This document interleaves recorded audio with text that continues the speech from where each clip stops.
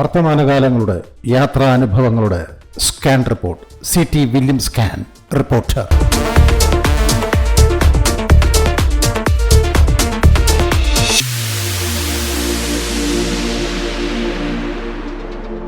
ഞാൻ സിക്കിം കൊച്ചു പ്രവിശ്യയോട് വിട പറയുകയാണ്.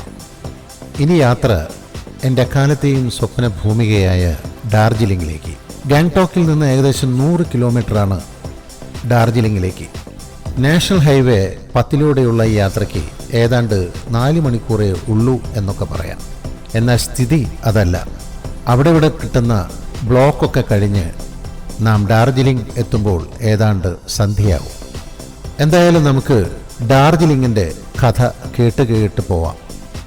പശ്ചിമ ബംഗാളിലാണ് ഡാർജിലിംഗ്. ഉയരം ഏകദേശം 6700 അടി. ഹിമാലയത്തിൻ്റെ കിഴക്കൻ താഴ്വാരങ്ങളിലൂടെ സഞ്ചരിച്ചാൽ ഡാർജിലിംഗ് എത്താം. പ്രകൃതി രമണീയമാണ് യാത്ര എന്നൊക്കെ പറയുമെങ്കിലും നാം ഇപ്പോൾ കടന്നുപോകുന്ന പ്രകൃതിക്ക് അത്രയ്ക്കും രമണീയത അവകാശപ്പെടാമോ എന്ന് സംശയമാണ്. എന്നാലും മനോഹരമെന്നൊക്കെ പറയാം.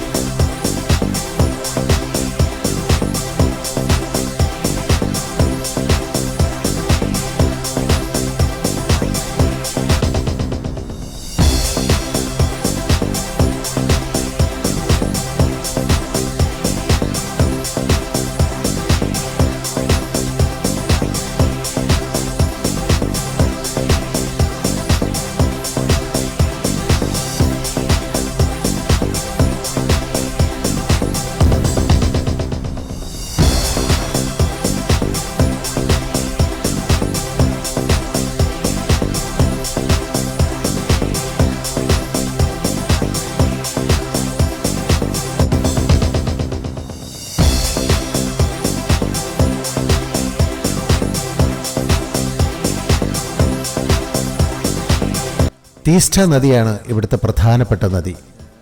ആ നദി കണ്ടു തുടങ്ങി. നാം ഇപ്പോൾ വാഹനം നിർത്തിയിരിക്കുന്ന ഈ മേൽപ്പാലത്തിന് വലതുവശം കൂടി തീസ്റ്റ നദി ഒഴുകുന്നുണ്ട്. കാര്യമായി വെള്ളമുണ്ടെന്ന് തോന്നുന്നില്ല.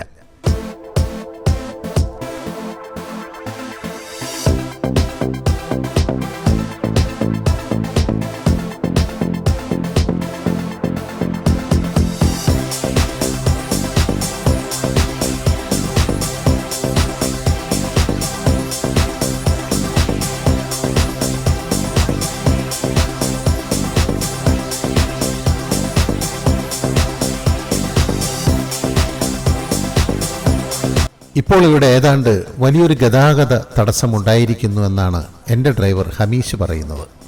ഒരുപാട് വാഹനങ്ങൾ ഇവിടെ ഈ ഗതാഗതക്കുരുക്കിൽ പെട്ടിരിക്കുകയാണ്. ഗാങ്ടോക്കിലെ തണുപ്പിനെ തടയാൻ ഞാൻ ധരിച്ച സ്വെറ്ററുകൾ ഒന്നൊന്നായി ഊരാൻ തുടങ്ങി. കാരണം ഇവിടെ നല്ല ചൂടുണ്ട്.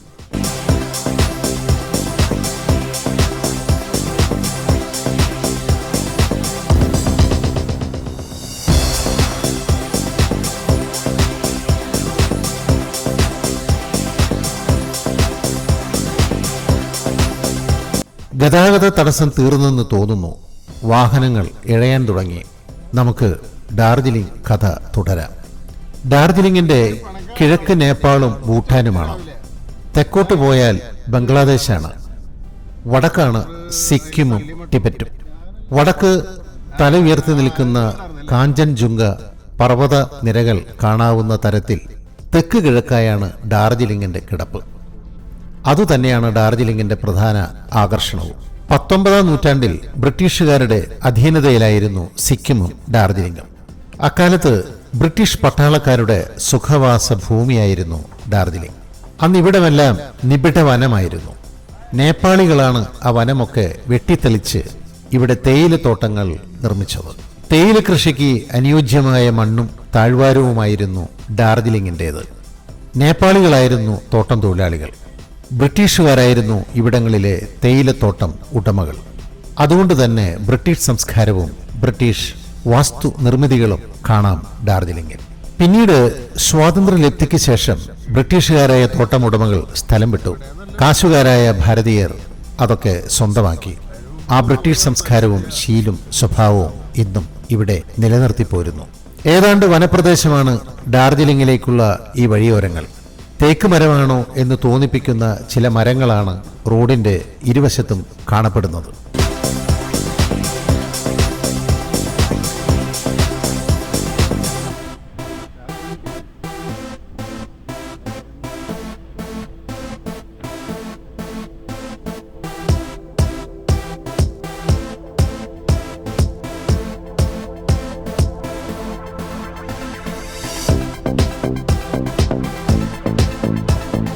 ഇപ്പോൾ വാഹനങ്ങളുടെ വലിയ തിരക്കില്ല.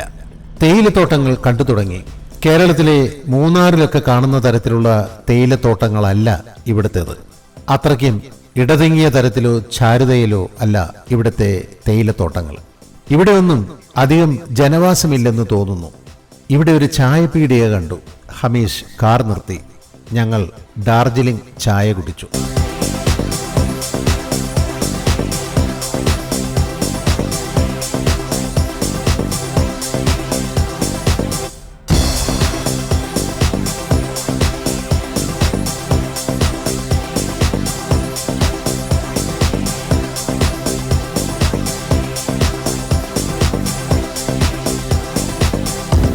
ഡാർജിലിംഗ് അടുത്തു തുടങ്ങിയെന്ന് തോന്നുന്നു.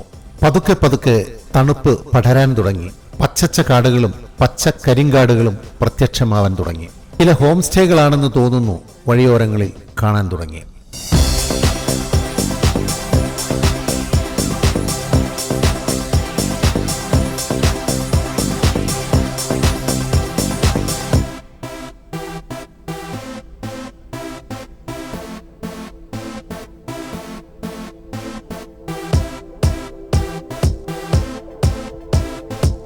സമയം ഏതാണ്ട് സന്ധ്യയായി. ഞങ്ങൾ ഡാർജിലിംഗിലെ ഹോട്ടലിലെത്തി. ഏതാണ്ട് ബ്രിട്ടീഷ് നിർമ്മിതിയാണ് ഈ ഹോട്ടലിനുള്ളത്. ഏകദേശം 6000 അടി ഉയരത്തിലാണ് ഈ ഹോട്ടൽ. അനുട്രി എന്നാണ് ഈ ഹോട്ടലിന്റെ പേര്. റിസപ്ഷനിൽ ചിരിക്കുന്ന കുട്ടിയോട് ഈ ഹോട്ടലിന്റെ പേരിന്റെ അർത്ഥം ഞാൻ ചോദിച്ചു. അല്പമൊരു ലജ്ജയോടെ അവൾ അറിയില്ലെന്ന് പറഞ്ഞു. എനിക്കത് അറിയണം എന്ന് ഞാൻ വാശി പിടിച്ചപ്പോൾ അവൾ ആരോടൊക്കെയോ ഫോൺ ചെയ്തെങ്കിലും ഫലമുണ്ടായില്ല. ഹോട്ടലിലെ അത്താഴം കഴിച്ച് ഞാൻ വന്നപ്പോൾ അവൾ അത് പഠിച്ചു വച്ചിരുന്നു. 2 അർത്ഥാന്തരമുണ്ടായിരുന്നു ആ ഹോട്ടലിന്റെ പേരിന്. ഒന്ന്, ആ ഹോട്ടൽ ഉടമയുടെ 2 മക്കളുടെ പേരുകളിൽ നിന്നാണത്രേ ആ പേരുണ്ടായത്. 2, അനുട്രി എന്നാൽ അമ്മായിമ്മയൊക്കെ ആദ്യമായി വീട്ടിലെത്തുന്ന മരുമകനെ സൽക്കരിക്കുന്ന ബംഗാളിലെ രീതി എന്നും അർത്ഥമുണ്ടത്രേ. എന്തായാലും രണ്ടാമത്തേതായിരിക്കണം ആ ഹോട്ടലിന് ചേരുക.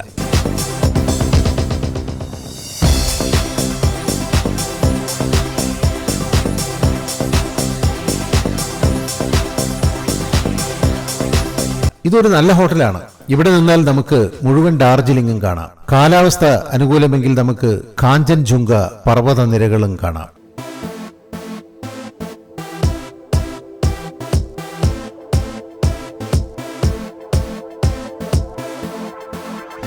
ഞാൻ മുറിയിൽ വന്നതും അവർ എനിക്ക് ഡാർജിലിംഗ് ചായ വിളമ്പി. സുദീപ് എന്നാണ് എനിക്ക് ചായ വിളമ്പിയവന്റെ പേര്. അവനൊരു വ്ളോഗറാണത്രേ. ഞാൻ അത്തരത്തിലൊരുവനാണെന്ന് അവൻ മനസ്സിലാക്കിയിരിക്കണം. അതുകൊണ്ടായിരിക്കണം അവൻ എന്നോട് വല്ലാത്തൊരു സ്നേഹവും വാത്സല്യവും ഉണ്ടായിരുന്നു. അനുട്രിയിലെ തണുത്ത ഡാർജിലിംഗ് മെത്തയിൽ ആ രാത്രി നേരത്തെ ഉറങ്ങി. കാരണം പിറ്റേന്ന് അതിരാവിലെ ഉണരണമായിരുന്നു ഡാർജിലിംഗ് സൂര്യോദയം കാണാൻ. ഇവിടുത്തെ സൂര്യോദയങ്ങൾക്ക് ഒരു പ്രത്യേകത കൂടിയുണ്ട്. തെളിഞ്ഞ മാനമെങ്കിൽ നമുക്ക് സൂര്യന്റെ സ്വർണ്ണ പതക്കം ചാർത്തിയ കാഞ്ചൻജുംഗ പർവ്വതനിരകൾ കാണാം. ഏതാണ്ട് പുലർച്ചെ 3 മണിയോടെ ഞാൻ ടൈഗർ ഹിൽ വ്യൂ പോയിന്റിലേക്ക് വാഹനം ഓടിച്ചു. നല്ല ഇരുട്ടായിരുന്നു. കാറിന്റെ ഹെഡ്ലൈറ്റും കൺസോളും മാത്രം വെളിച്ചം വീഴ്ത്തി.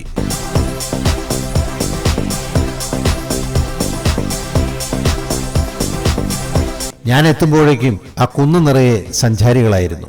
മൊബൈൽ ക്യാമറ മുതൽ ഉന്നത ശ്രേണികളിലുള്ള ക്യാമറകൾ കൊണ്ട് ആ കുന്ന് മിന്നിയും കെട്ടും കിടന്നു. വെളിച്ചമില്ലാത്ത ആ കുന്നിൽ ക്യാമറകൾ വീർപ്പുമുട്ടിക്കിടന്നു. സൂര്യോദയം കാണാൻ ഉറക്കമൊഴിച്ച് അവിടെ എത്തിയ സഞ്ചാരികളോട് എനിക്ക് എന്തെന്നില്ലാത്ത സ്നേഹവും ബഹുമാനവും തോന്നി. അവിടെ ആ പുലർവേളയിലും LED വിളക്കുകളുടെയും വിൽപ്പനക്കാരുടെ ഹെഡ്ലൈറ്റുകളുടെയും പ്രകാശത്തിൽ കമ്പിളിക്കുപ്പായവും തൊപ്പിയും ഷാളും വിൽക്കുന്നവരുടെ തിക്കും തിരക്കുമുണ്ടായിരുന്നു. ഇടയ്ക്കിടെ ഡാർജിലിംഗ് ചുടുചായ വിളമ്പുന്നവരുടെ മൃദുസ്വരവും കേൾക്കാമായിരുന്നു. ആരുടെയും ഉടലും മുഖവും ദൃശ്യമായിരുന്നില്ല. എല്ലാം പ്രഭാത നീലിമയിൽ ഇരുണ്ടുകിടന്നു.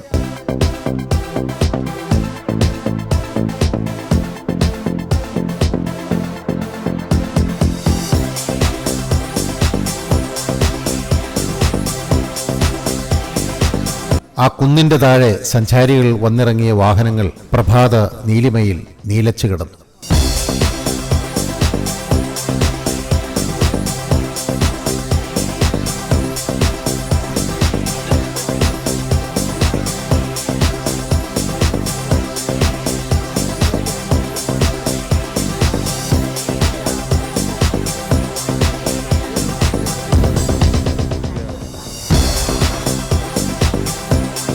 പ്രഭാതം പതുക്കെ പതുക്കെ പുലർന്നു.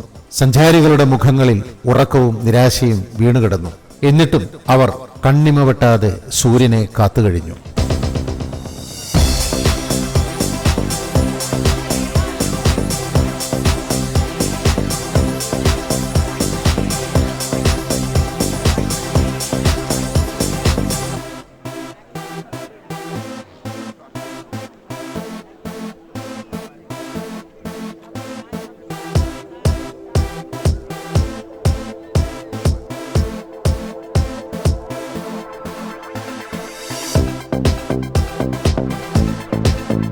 കിഴക്കിന്റെ ചക്രവാളങ്ങൾ നരച്ചു തന്നെ കിടന്നു. ഏതാണ്ട് 1 മണിക്കൂറെങ്കിലും സൂര്യനെ മഞ്ഞുപാളികൾ ഒളിപ്പിച്ചു വെച്ചു. അപ്പോഴേക്കും നേരം നന്നായി വെളുത്തു. അപ്പോൾ മാത്രമാണ് മഞ്ഞുമേഘങ്ങൾ സൂര്യന് പരോൾ അനുവദിച്ചത്.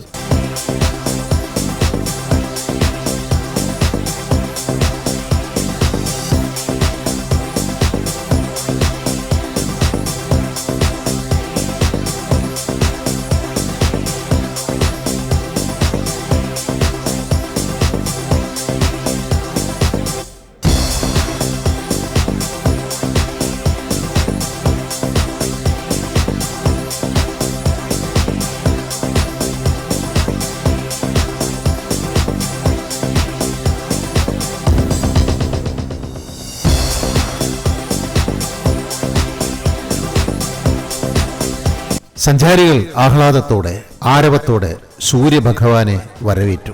ഒളിഞ്ഞും തെളിഞ്ഞും നിന്ന സൂര്യനെ സഞ്ചാരികൾ ക്യാമറകളിൽ സൂക്ഷിച്ചു. സൂര്യപശ്ചാത്തലങ്ങളിൽ റീലുകളും സ്റ്റോറികളും വ്ളോഗുകളും അവിടം ഇരമ്പി. ഡാർജിലിംഗ് സൂര്യോദയത്തിന് അവസാനമായി.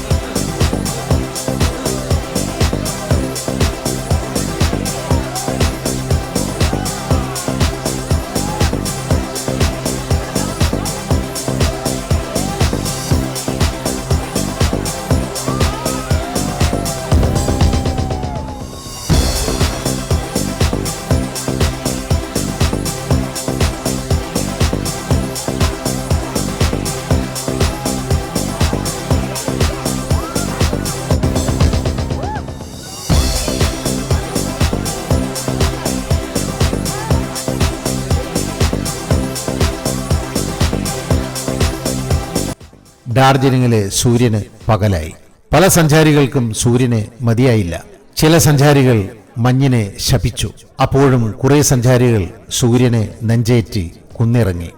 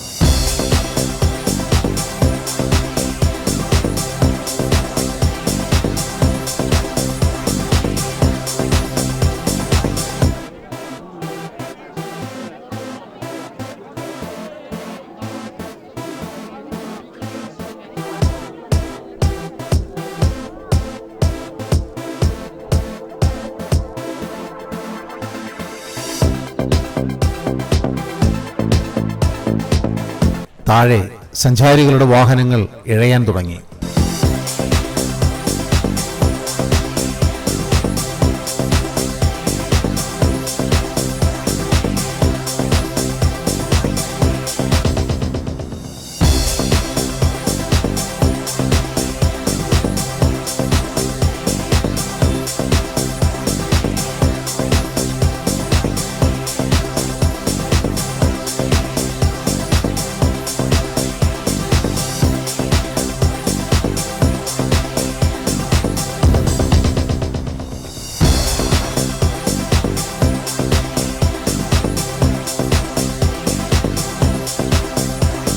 സൂര്യനെ മതിയാവാത്ത സഞ്ചാരികൾ അപ്പോഴും കുന്നിറങ്ങാൻ മടിച്ചു നിന്നു. പല സഞ്ചാരികളും ഒപ്പിയെടുത്ത സൂര്യനെ ക്യാമറകളിൽ ആസ്വദിച്ചും വിലപിച്ചും കഴിഞ്ഞു. ഞാനും.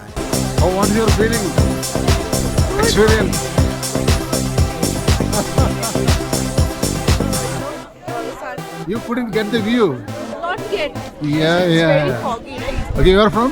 We are from Kalki. Thank you. Bye bye.